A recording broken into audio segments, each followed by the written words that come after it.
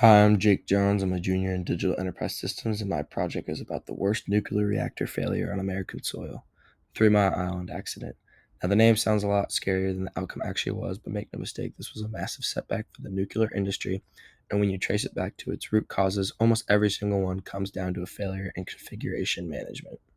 Three Mile Island Unit 2 experienced a partial nuclear meltdown on March 20th, 1979, in Dauphin County, Pennsylvania, right outside of Harrisburg. It remains the most serious nuclear accident in U.S. nuclear power history.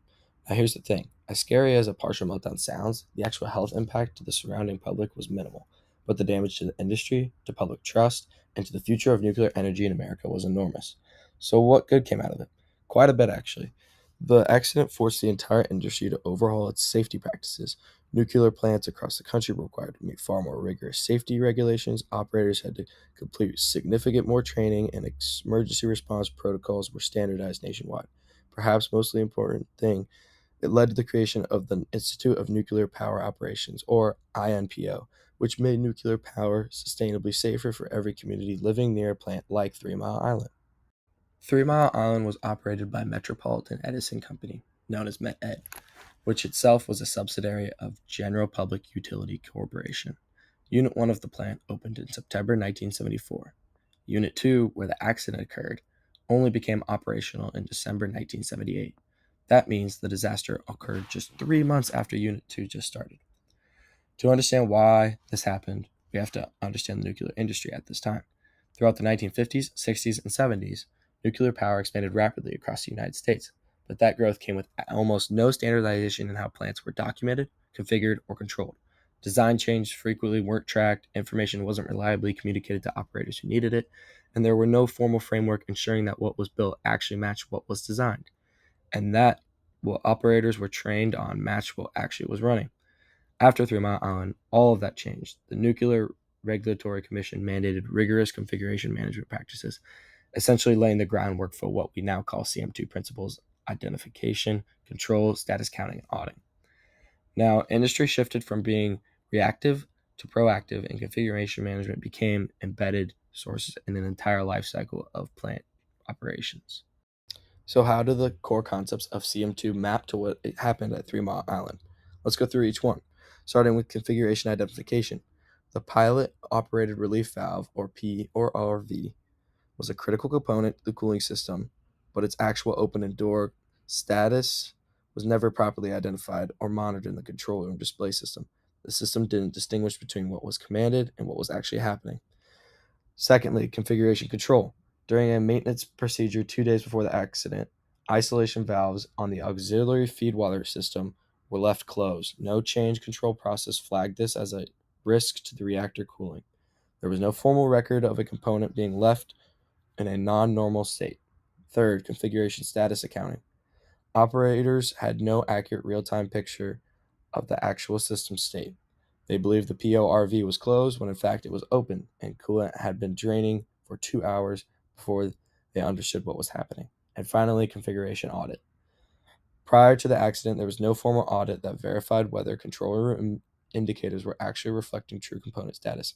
Nobody had gone through and checked, does this C match what's real? Every one of the four pillars of CM2 broke down at Three Mile Island. Now, let's get into the specific technical failure. The primary configuration item that failed was the pilot operated relief valve, or the PORV, located at the top of the pressurizer in the primary cooling system loop. Here's what happened. The PORV automatically opened exactly as it was designed to do during a pressure spike, but then it failed to close. Coolant began draining from the primary system, and it kept draining for 2 hours. Meanwhile, back in the control system, the indicator showed the PORV as closed. Why? Because the indicator was only showing the solenoid command signal, the instructions that had been sent to close the valve, not the valve's actual physical state. At the same time, operators were hit with over 100 simultaneous alarms. That was no system to prioritize those alarms. No way to quickly distinguish the root cause from cascading symptoms. It was like trying to figure out a fire while every smoke detector in a building goes off at once. And then there was a second compounding factor. Those auxiliary feed water isolation valves I mentioned, The ones left closed after maintenance 2 days earlier, they blocked backup cooling for 8 full minutes. The result, the reactor core was uncovered and approximately half the core suffered severe damage, or known as a partial meltdown. So, where in the life cycle did configuration management actually break down? The answer is at multiple points. In the design phase, the PORV indicator was designed to show the valve command signal only. It was never formally reviewed against the requirement that it needed to show the actual valve state. A proper design review would have caught this gap before the plant even started up. In the build and maintenance phase, those auxiliary feed water isolation valves were left closed after a maintenance test. There was no return to service checklist, no configuration verification step that required restoring all components to their normal state before resuming operations.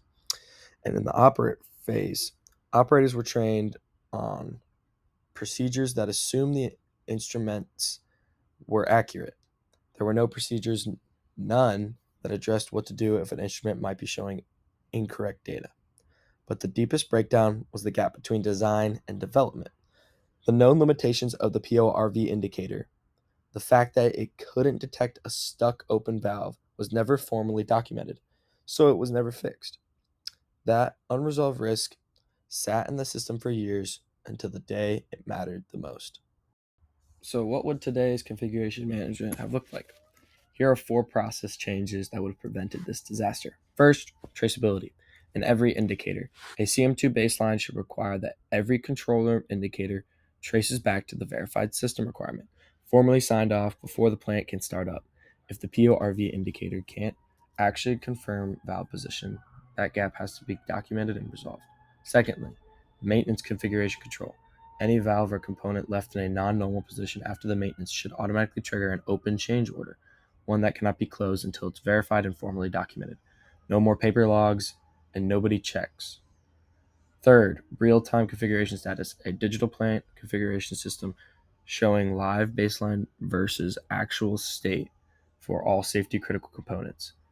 Operators should be able to see any deviation from the approved configuration instantly, not discover it 2 hours later. And fourth, pre-operation verification, a mandatory independent checklist confirming that all configuration items have been approved based on the design baseline before returning to operations after any maintenance activities. Not optional, mandatory. So, what do we take away from all this? The biggest lesson is this: CM is a safety system. The absence of configuration management at the 3 Mile Island is just as responsible for the severity of the accident as any mechanical failure. Second, indicators must reflect reality, not just commands. A system that shows what it's told a component is to do rather than the component is actually doing creates a dangerous gap between the operator's mental mode and the plant's actual state. Third, maintenance must include formal documentation and configuration verification. No paper logs is not enough. Every change, every test, every component left in a non-normal state must be tracked, verified, and resolved. Fourth, traceability throughout the life cycle must have no gaps. If you can't trace from requirement all the way down through design, build, test, and operation, that gap is an uncontrolled risk, and uncontrolled risks do not stay theoretical for long. And finally, human factors are directly tied to CM2. Operators can only make good decisions if the information they're working with is accurate and current. Configuration management isn't just about documentation and checklists. It is about making sure the people responsible for safety have the truth in front of them of when it counts. 3 Mile Island is a powerful reminder that most dangerous failures aren't always the dramatic ones. Sometimes the most dangerous failures is a document that was never written, a limitation that was never captured, and a gap in traceability that nobody noticed until they had to.